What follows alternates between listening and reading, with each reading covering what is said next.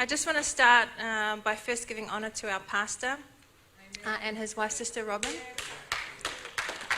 and acknowledge the sacrifices they both make for the kingdom of God. We love you both very much and appreciate all that you do. It's been a crazy week for me. We spent all week packing up our house and then all day yesterday moving it, so I didn't manage to sit down and really put pen to paper until late last night, but that's the life of a mum, right?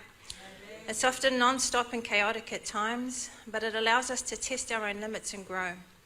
I was meant to speak for 5 minutes and I don't know how long this is, so I'm sorry. If I go over, I didn't have much time to tweak it. But I'd like to start with a confession. Standing up here is extremely uncomfortable to say the least. I'm the kid who used to skip school. When speeches were on, I would pretend I was sick and never show up on speech day.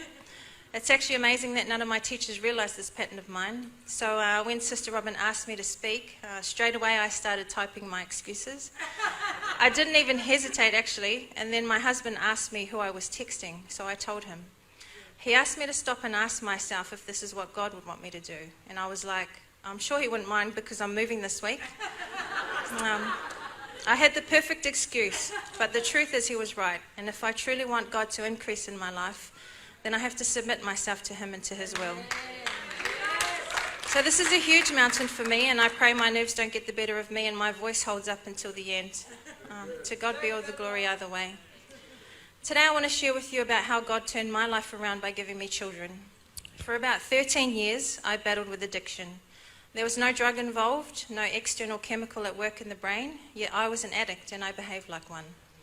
This addiction is very deceptive in appearance. It seems so harmless on the surface, but before you know it, you've gone past the point of no return. You're an addict in every sense of the word, willing to sacrifice and lose everything to feed your habit.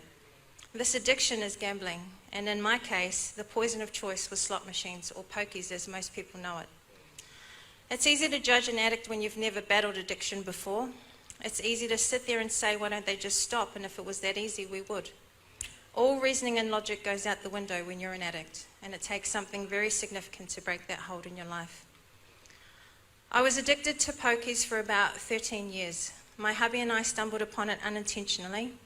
We were at a bar one day playing pool, and there were these machines with bright lights and buttons, and just for fun we put $2 in and started pressing buttons.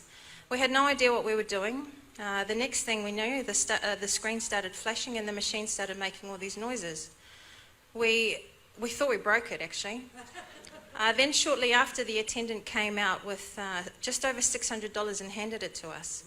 I had no idea you could win that much money on those things, and unfortunately, this is usually how it starts. That would be the beginning of a 13-year downward spiral that would almost destroy my life.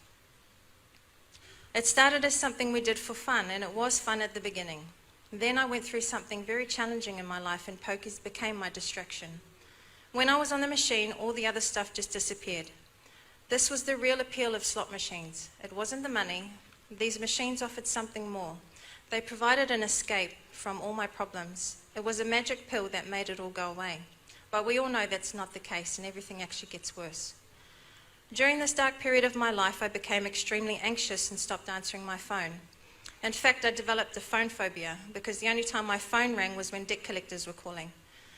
We racked up huge amounts of debt with credit cards and payday loans. We fell behind in all our bills and got to the stage where we were spending our pay as soon as we got it. I fell into a deep depression and couldn't see my way up. Towards the end of my addiction, I battled suicidal thoughts every day.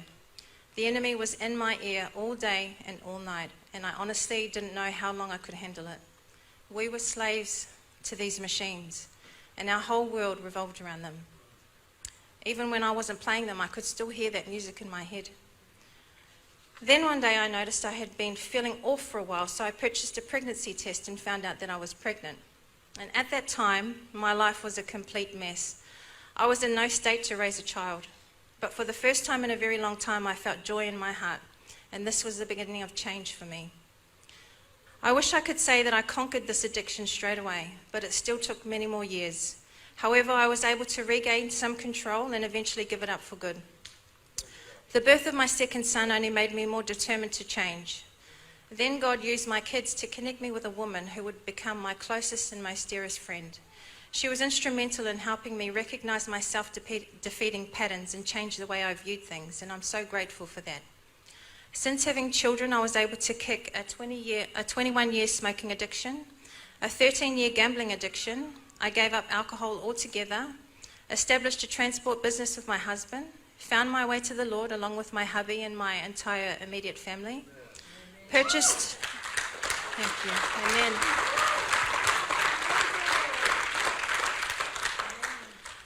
a few investment properties, established a second business, and now we have our sights set on property development.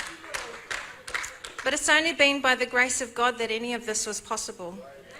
And I tell you these things not to boast of myself, but to boast about what God has done in my life. Amen. He turned my life around by blessing me with children and connecting me with the right people. When I look back on my life, I see that He was always there. I just didn't know it. I had allowed the enemy to deceive me into thinking that I had nothing to live for, but God intervened, and I'm so thankful for that. Everything I've overcome and everything I've achieved is all because of the faithfulness of God. So let me close by saying this. Our God is so full of compassion. He will meet your needs in the most unexpected ways, and if you would just trust in Him, He will show you what you're truly capable of. We can do all things through Christ who strengthens us. Amen? God bless you all, and thank you.